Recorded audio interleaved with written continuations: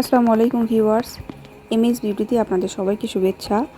আজ আমি বলবো এই পুজোয় ভ্যাপসা গরমে কিভাবে মেকআপ টিকিয়ে রাখবেন।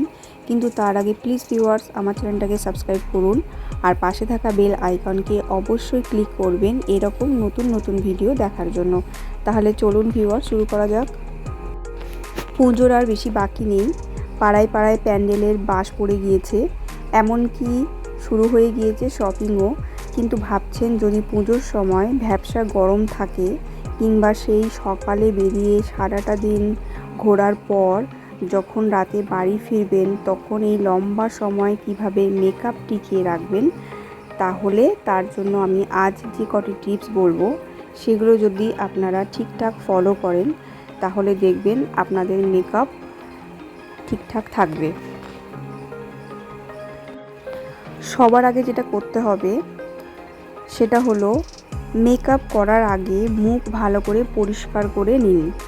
ফেস ওয়াশ করার পর একটা বাটিতে কয়েক টুকরো বরফ আর ঠান্ডা জল নিয়ে তাতে কিছুক্ষণ মুখ চুবিয়ে রাখুন।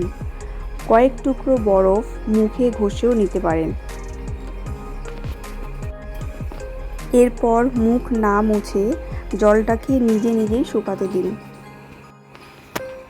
মুখ শুকিয়ে গেলে ওয়াটারপ্রুফ প্রাইমার ব্যবহার করবেন।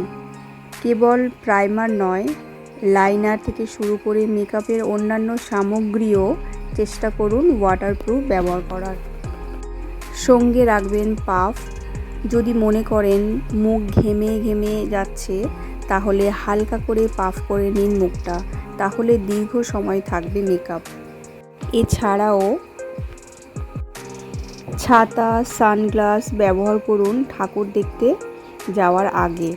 পাশাপাশি চওড়া মেকআপের বদলে হালকা মেকআপ করুন। এই কটি টিপস যদি আপনারা ফলো করেন তাহলে দেখবেন আপনারা অনেক উপকৃত হবেন। এই ভিডিওটি যদি আপনাদের ভালো লাগে তাহলে প্লিজ ভিউয়ার্স আমার চ্যানেলটাকে সাবস্ক্রাইব করবেন, লাইক, শেয়ার, কমেন্ট করবেন। আমার ভিডিওটি দেখার জন্য ধন্যবাদ।